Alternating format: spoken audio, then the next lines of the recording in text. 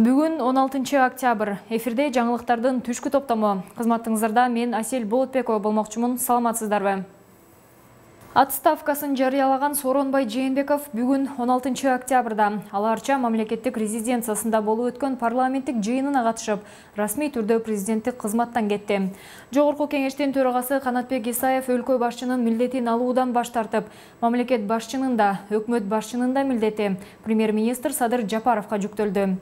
4 октябрдагы парламенттик шайлоодон кийинки башаламандык окуяларга байланыштуу президенттин жарлыгы менен кабыл алынган өзгөчө абал режими жокко чыгарылды. Ушул жана башка жаңылыктар менен алдыда кененирээк тааныша аласыздар. Отставкасын жарыялаган Сооронбай Жээнбеков бүгүн 16 октябрда Аларча мамлекеттик резиденциясында болуп өткөн парламенттик жыйында сөз сүйлөп, өлкөбүздүн тарыхы 6 октябрга чейин жана андан кийинки учуру деп өлчөнүп калды. Бул бурулуш бизге эмне алып келерин тарых жана убакыт көрсөтөт деп баса белгиледи. Урматтуу мекендештерим, урматтуу депутаттар, мына президентке шайланганыма кечээ 3 жыл болду. Кудайдын буйругу менен элдин колдоосуна таянып, мамлекеттик бийликтин баардык бутактары менен биргеликте ички жана тышкы саясатта бир топ иштерди аткардык. 2017 жылы президентке аттанганда берген негизги убаларымды аткаруу ушул 3 жылдык эмгегимдин өзөгүн түздү. Президенттик мөөнөтүмдүн алгачкы жылын тышкы саясатты жолго коюуга жумшадым. Бул көзгө көрүнбөгөн, бирок көп убакытты жана күч аракет талап кылган түшүктүү иш болду. Тышкы саясатты улуттук кызыкчылыктарыбызга толук жооп бергидей жүргүздүк. Мамилебиз согундап калган мамлекеттер менен өнөктөштүгүбүздү бекемдедик. Өлкөнү санариптештирүү, калкты таза суу менен камсыздоо, жаңы жерлерди өздөштүрүү, калкты турак жай менен камсыз кылуу — бул менин президенттик ишимдин негизги багыттары болду. Урматтуу мекендештерим, иш болгон жерде кемчилик болду. Ал үчүн кадырман элим сиздерден мен кечирим сурайм. Ар бир мекендешиме ден соолук жана бакыт таалай тилейм. Ар бир үйдө жакшылыктар көп болсун. 3 жылдык ишимде мага сеним көрсөтүп келген мекендештериме, чогуу иштешкен баардык бийлик бутактарына, мамлекеттик жана жергиликтүү органдарга, өзүмдүн аппаратыма, жарандык коомго жана медиа тармагына терең ыраазычылыгымды билдирем. Эки тизгин бир жылыбызды колго алып жаткан жаңы бийликтин ишине ийгиликтерди каалайм. Садым Догозович, өзгөчө сизге Кудайым күч-кубат берсин, ийгиликтер болсун. Баарыбыздын тагдырыбыз тең жалгыз Кудайдын колунда. Мээримдүү, ырайымдуу жараткан Кудайым өзү элибизди колдоп, элибизде аманчылык, жерибизде тынччылык болсун. Аман болуңуздар, урматтуу мекендештерим. Кудайым колдосун баардыгыбызды. Кудайым колдосун. Кудайым колдосун.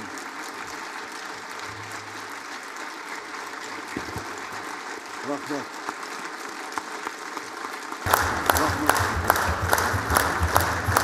Сөзүнүн аягында Сооронбай Жээнбеков жаңы бийликке ийгилик каалап, расмий түрдө президенттик кызматтан кетти.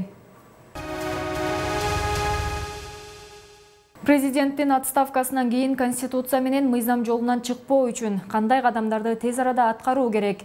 Борбордук шайлоо комиссиясынын мүчөсү Атыр Абдрахматованын айтымында, мыйзам боюнча жогорку кеңештин спикери президенттин милдетин убактылуу аткаруучу катары калышы керек.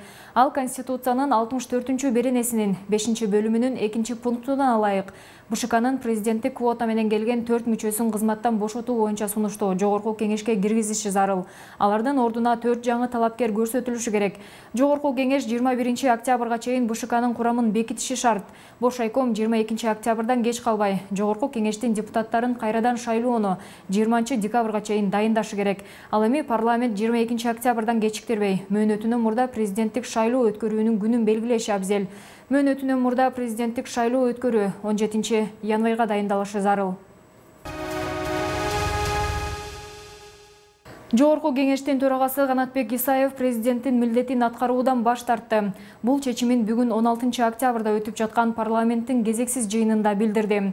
Мындай учурда мыйзам боюнча президенттин да, премьер-министрдин да милдетин аткаруучу болуп, юридикалык күчү бар өкмөт башчыга өтөт. Ага ылайык аталган эки кызматты Кыргыз Республикасынын легитимдүү премьер-министри Садыр Жапаров аткармакчы.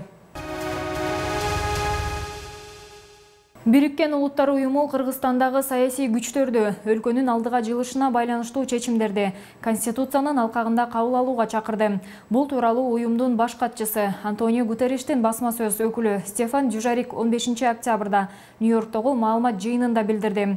Анын айтымында Бириккен Улуттар уюму Кыргызстандагы тез өнүгүп жаткан кырдаалга көз салып жатат жана Садыр Жапаровдун премьер-министрликке дайындалганын, ошондой эле президент кызматтан кеткенден кийин анын милдеттерин өткөрүп алганын эске алууда. Биз Кыргызстандагы бардык оюнчуларды өлкөнү илгерилеткен чечимдерди ачык айкын шартта Кыргыз Конституциясынын алкагында кабыл алынышын камсыз кылууга чакырабыз деп билдирди Стефан Дюжарик. Microsoft корпорациясынын негиздөөчүсү Билл Гейтс коронавируска байланыштуу кырдаал курчушу мүмкүн экенин эскертти. Гейтстин айтымында абал күз-жай мезгилине салыштырмалуу кыйла начар жана учурда оору көбөйүп баратат. Жана адамдардын суукта үйдө көбүрөөк убакыт өткөрө башташы оорунун дагы көбөйүшүнө алып келет. Билл Гейтс өз сөзүндө вакцина чыкканга чейин вируска каршы күрөшүүнүн бир гана жолу бар. Бул беткап тагуу деп билдирди. Эске салсак, ал буга чейин коронавирус пандемиясы 2022 жылы токтой турганын айткан. Ал эми Дүйнөлүк саламаттык сактоо уюмунун өзгөчө кырдаалдар боюнча директору Дорит Ницан дүйнөдө COVID-19 пандемиясынын экинчи толкуну байкалган жок, болгону айрым өлкөлөрдө көбөйүп жатат деп билдирген. Ал эми Кыргызстан боюнча бул илдетти илештиргендердин жалпы саны 51.020 адамды түздү. Республикалык штаб маалымдагандай, акыркы бир сутка ичинде COVID-19 илдетин 431 адам жуктуруп алды. Акыркы суткада катталган жаңы учурлар: Бишкекте 70, Ош шаарында 4,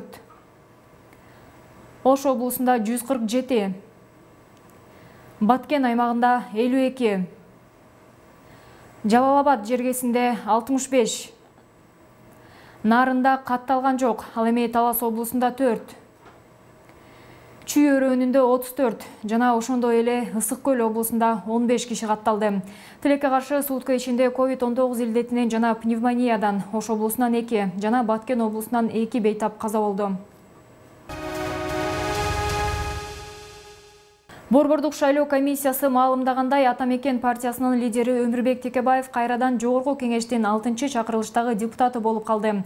Маалыматка ылайык, БШК кече 15 октябрда Атамекен партиясынын лидери жана партиянын парламенттеги фракциясынын мурдагы лидери Өмүрбек Текебаевдин депутаттык мандатын кайтарып берүү тууралуу арызын карап, аны көпчүлүк добуш менен канааттандырып, бир мүчөсү Адилет Саттыгулов каршы добуш берген. Эске салсак, аталган партиянын лидери депутаттык мандатын кайтарып берүү тууралуу арыз менен бош кайрылганы 10 октябрда белгилүү болгон. Ал Арча мамлекеттик резиденциясында болуп өткөн жогорку кеңештин кезексиз жыйынында Бишкек шаарынын аймагына өзгөчө абал киргизүү тууралуу токтомду жокко чыгаруу чечими кабыл алынды. Буга чейин 4 октябрдагы парламенттик шайлоодон кийинки башаламандык окуяларга байланыштуу президенттин жарлыгы менен 12 октябрдан 19 октябрга чейин киргизилген өзгөчө абал режими боюнча кечки саат 10дон таңкы 5ке чейин коменданттык саат эрежелери күчүндө болгон. 26 сентябрга караган түнү Чүйдүн төмөнкү Ала Арча айылында үрөй учурган окуя катталган. Анда үйгө ууруга киргендер 26 жаштагы кызды өлтүрүп, анын атасын бычактап кетишкен болчу. Бул факты кылмыштардын жана жоруктардын бирдиктүү реестрине катталып, сотко чейинки өндүрүшкө алынган. Учурда шектүүлөр кармалып, убактылуу кармоочу жайга киргизилди. Аларга карата соттук териштирүү жүрүүдө. Тергөөнүн алдын ала версиясы боюнча кылмыш иши кызганычтын айынан келип чыккан. Анда аял күйөөсүн маркум кыздан кызганып, аны өлтүрүүгө өзүн айдоочусун жана досуна буйрутма берген. Дүйнөнүн жана Кыргызстандын жаңылыктары менен биздин 2020 чекит KG сайтыбыздан жана социалдык тармактагы баракчаларыбыздан тааныша аласыздар. Ушуну менен түшкө алынган жаңылыктар соңуна чыкты. Кийинки эфир аркылуу жолугушканча саламатта туруңуздар.